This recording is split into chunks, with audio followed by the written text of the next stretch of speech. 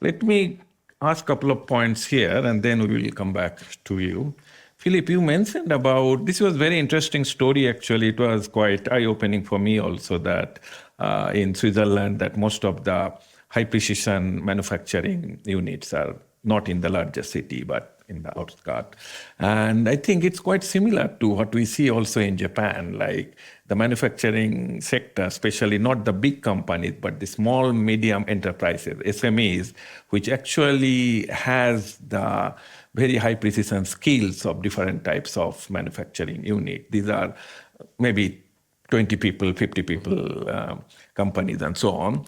The major problem what we are now finding, especially in Japan, and that's what I need your insight, that the policy perspective, that these particular companies, yes, there are needs of migrants. You gave classic example that the population has increased from 8,000 to 18,000 with a very high 32% foreigner presence there. But most of these SMEs, what we see in Japan, they don't have the overall outreach, the global outreach, or like how to reach to the foreign migrants and so on.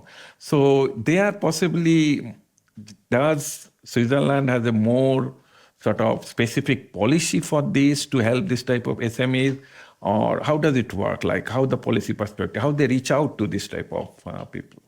Yeah, we heard in the morning from Martina Hirayama, yeah, Switzerland doesn't have an industrial policy, but on the federal level, but economic policy is also the domain of the cantons in many ways. And that there is this kind of competition between different economic policy approaches.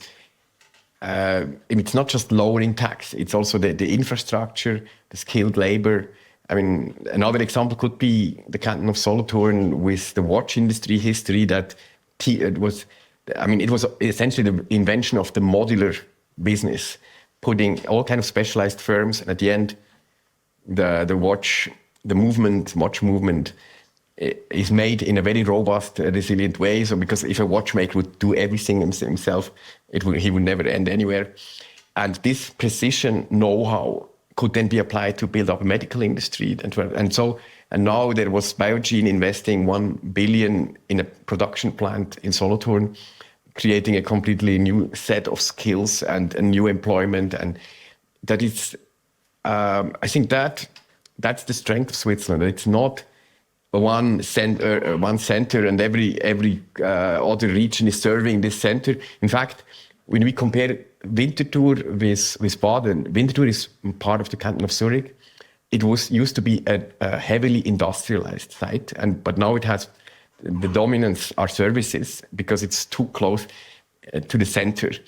Whereas Baden is in another canton, it's also as close as Winterthur, but it kept its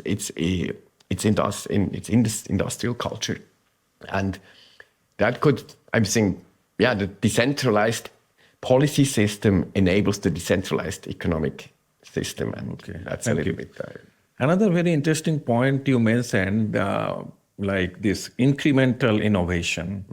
Nowadays, we often hear like the disruptive innovation, jugaad innovation, and all those type of things, which are possibly the core of this type of startup ecosystem. We often see these different types of numbers, the first, second, third startup ecosystems, and so on. How do you feel that this incremental innovation, like, is there again, like what will be the future in this whole global uncertain world, especially when you try to link it with sustainability and sustainability and resilience, how this incremental ecosystem, incremental innovation can play a major role there? I mean, incremental can also become disruptive. It cannot be anticipated. Sometimes it's just a little missing piece to make something big, and then to create a whole new market which has not even been anticipated. And that's also the work of Jane Jacobs, which we will hear a little before. I mean, the bra for women has not been invented in a university. It was a tailor lady who saw that these clothes don't look nice. She developed this, and then she realized, maybe if everyone wants this, I should say, I have to say goodbye to my existing customers and set up a completely new business where I have to need to recruit all kind of suppliers I don't know before, and I need to do marketing in a segment which I've never done before. So you never know what's coming out of it. But I believe that's where Switzerland has been. It was also called the fast follower, picking up things elsewhere and then refining and making it a little bit better, and then eventually exporting it as the superior premium product. So I think that's the approach where Switzerland has really a competitive advantage. When it comes to disruptive innovations, you need big markets. The Swiss market is quickly saturated. That's why they want to export as quickly as possible. But you don't, the market itself, you need these big markets to be disruptive. Yeah, thank you. Aliséö, in your example of this Africa, like from our little work in Asian, especially the women entrepreneur in rural area who are possibly with these SMEs and so on, like there are two types of entrepreneur. One is the formal one, like who are registered in some system, but there are lots of informal entrepreneur. And for the informal entrepreneur, the access to the capital becomes always a major challenge. And I'm sure that you have lots of this type of challenges. How do you deal with that? Like, how do you focus on?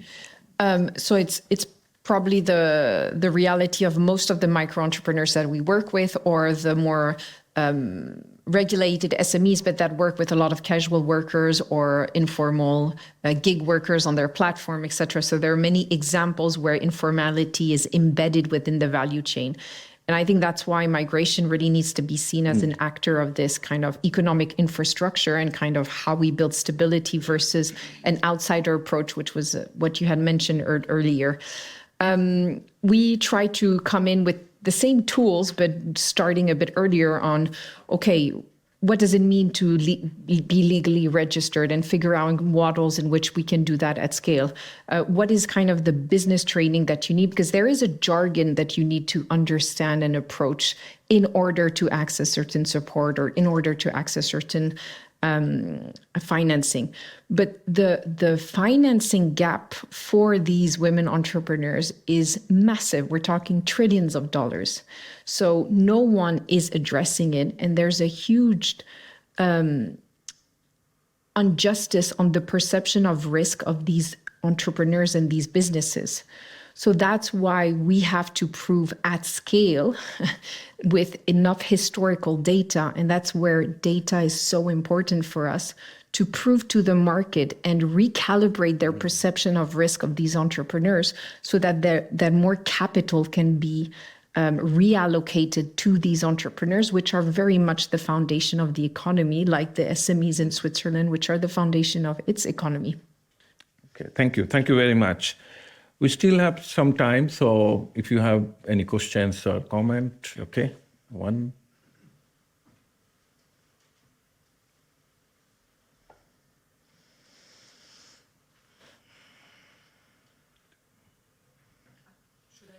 Yes, just wait for the microphone. Yeah. Thank you very much, both of you, for your fantastic presentations. I would like to address the question to Alison. Quite recently I read the thesis about women entrepreneurs in Ghana. And as you said, most of them are completely operating in informal markets. And so we usually talk about the cost of not formalized business for the government. But I think that we rarely discuss the issue of the benefits of not being formalized in the existing settings. So my question would be how we address this, or what are the problems that women face, or which make them decide not to formalize the business. So I think that we also have to take into consideration larger infrastructures and legal networks, and also institutions which not operate in a purposeful way. And women also sense this, and probably due to these reasons, they are not really willing to formalize their businesses. So I'm just curious, how you overcome this issue in your project?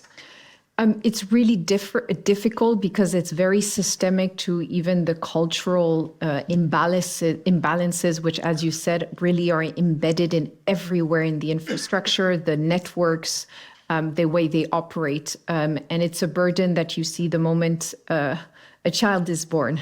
So the joke at Seed Stars is every time we want to talk about a funnel, more quality funnel of these robust entrepreneurs that can build resilience, and we went up to building schools so we could give the same access to the type of education, because it's so much around accessing the right knowledge and the right peer connections.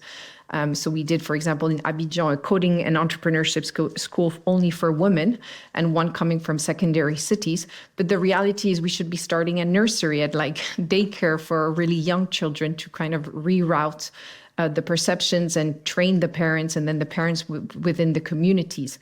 In Ghana specifically, we come in with this great solution, and we find out that then if we were to provide the first loans to the women, well, the subscription is still owned by the male figure within the family unit, and then it's kind of rerouted to his purposes and not the business that she was trying to build. And so it becomes extremely complex to come in a very diplomatic and respectful way for this product to be used for the enterprise. But what's shocking, it's not shocking, at least when you're in it, but what always surprises people is we were interviewing women in northern state in Nigeria, and their ambitions are still the same as you and I in this room. Like if you ask them, what do you want? They want to formalize their business, and they don't want to just be selling some crops within the region. They tell me that, oh, I want to be exporting to the United States and Europe. I mean, that's their understanding of what success would look like. And so it's figuring out what are all those obstacles. But for sure, it's not a one size fits all. And us alone, we haven't resolved all those elements. But it's really through what we believe are the three pillars, giving them access to the right community because they do not access it, giving them access to the right type of capital because too much capital has been forced with the wrong mechanisms, and giving them the right access to the know-how, because a lot of them are not equipped in understanding the forecasting that goes with their season. They know a lot, but then maybe they lack in terms of understanding what are the long-term impacts on how you build tactics for your business. So it's kind of never ending. For every step we take, there are 10 new cultural, economical, financial obstacles that we didn't even think about. I would like to ask a question to Philipp. I'm just interested in comparing two phenomenon. The case of Bühler you described as bonding, and you linked that to resilience. And we've heard a presentation earlier that day. It was about the Chinese miracle of innovation.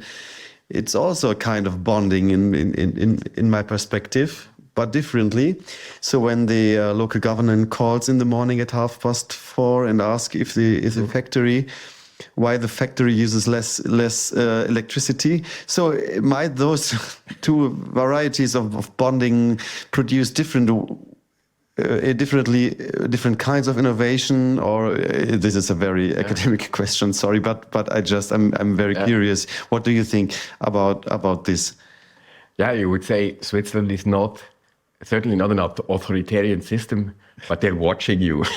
I think there is this peer pressure that is really also a factor, a fear factor in a way, that you don't want to fail. You may lose your social capital if you're not delivering here. And so we don't need the authoritarian system because it's in us. But also, I mean, when it comes to comparing Switzerland and a country like Zambia, I mean, we invested in entrepreneurs there. I mean, Jolina was also part of it. And it was what we realized when we gave them awards. It was even difficult to explain the difference between a donation and an investment, because most of the money comes from NGOs there, not from companies. And then we realized that the land price to rent them as an office space in Lusaka is almost as expensive as here, because all the European organizations are having their own apartments, and we don't know sometimes how we damage the emergence of a local economy with our good intentions. That's what I realized also in Switzerland. If you have a company, you can and you need something, you can take your phone, you can call, it's delivered at that time in this quality, in this quantity. If you're in Zambia, you can call, no one answers. And at the end, you have to import things expensively. So it's not that they're less skilled. It's just they lack the entrepreneurial infrastructure that we have. And we totally undervalue this, because this is our biggest asset in Switzerland, I think. Yeah. Thank you.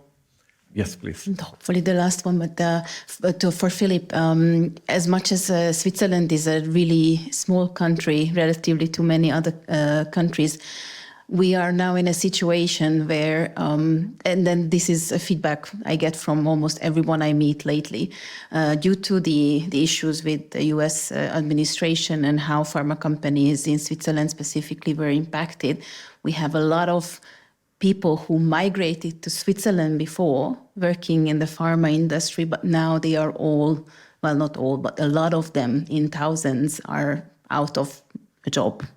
So that's the other side of migration, right? And how a small country like Switzerland can deal with this. My question would be, would you be able to share any kind of example from previous history of Switzerland where this was dealt with in a good way? Because right now I just see a bit of, I don't know, holding pattern, so to say, from aviation, where I simply cannot see how these professionals will find a way in the short term. But that's just really, you know, as you were addressing these migrant talent absorption methodologies earlier, I would be curious about your thoughts. Thank you. I mean, it's a good example to really refer to tomorrow. Also, Baden is one of these very interesting economic ecosystems. When it's from General Electric, when it decided to leave the region of Aargau, 1,000 employees were shed. An huge empty building. Now it's again full with companies. And I mean, that's why the Standortförderung, it's an absolutely crucial agency in trying to rewire the whole system if some essential part breaks, or some essential pillar breaks apart.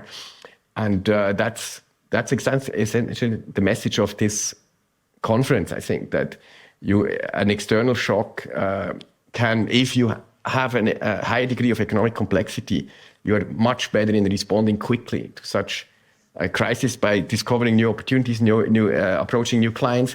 And even in the scale of Monte, how they were losing 3 times in the past 20 years their biggest customer. And nevertheless, they are more successful now than they used to be when they still had the large clients. But I don't know, I think that's the day of practice tomorrow, where we will hear it from the practitioners, how they managed to survive in such an environment. Yeah.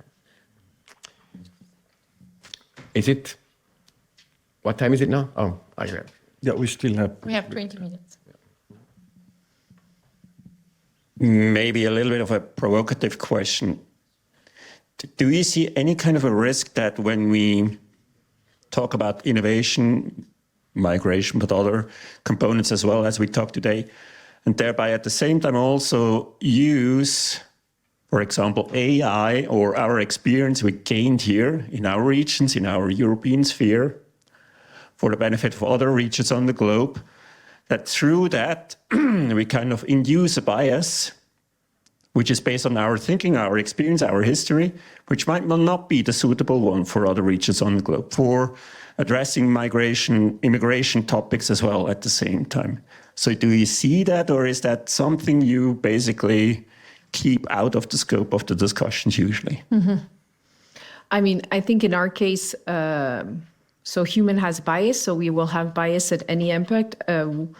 We try to think that we are diverse enough so the team is remote, the type of talent we recruit. So it starts with yourself. So we try to avoid bias. And again, technology has helped us because in the transparency in the way we collect the data and the way we use our performance is a way to neutralize different types of biases that we could have. And then we extend it to the talent pool in which we work. And then we extend that to the community in which we work, where we hope we have enough local touch points that it's not kind of a north to south kind of push. But it's very difficult to be 100% unbiased when operating. I would think it would be a shame not to try because of that. So it has never allowed us to not try and figure out how this could work. And we really believe in globalization and this mixed opportunity of cross-pollination. So we've always seen more of the positive elements and trying to be quite open in counterbalancing when it worked or didn't work. Again, we try to build ourselves as our organization where we have the luxury in many ways to be extremely agile. So it's easier said in our case because we can reassess and we're really like a living organism that just kind of grows and closes up very quickly compared to where I speak to people working in public function in Switzerland or a large organization where fragility is at their core right now. Because when I see they show me their risk reports end of the year, it is shocking. It is shocking to see the head of risk and strategy showcase that reorganization is the highest risk within the company when they're not at all addressing all the external risks and shocks that are coming in. Conclusion, there will always be bias. We probably did things wrong. We will do things wrong, but we prefer trying it and reassessing and rebuilding the organization according to what the market and the cultures and the local complexity is telling us. But again, I realize it's also a luxury. Maybe it's a concluding complementary remark. I mean, that's why we appoint migrants, those who know the local environment, they also know best what works. And if they collect know-how here and network here, and then they go back, that's probably the highest likelihood of success. And also what we will hear tomorrow when hopefully Aerni will give her talk, what she achieved in Ethiopia by building up the Ethiopia Commodity Exchange. My lesson is always the best ideas come from the people there, not from us. And that's still entrenched in our universities that we need to come up. We would have a higher level of education, and so they could benefit from us. Maybe it's not really the quality of education they need. So that is also one point we will have to discuss yesterday. We will discuss yesterday. Yeah. So thank you very much. I think I promised Philipp that we'll finish by 5:45. So it's just 2 minutes before the time. So, and we will have a very interesting now keynote and in the similar topic by Dog. So let's give a big round of applause to both of them and thank you very much.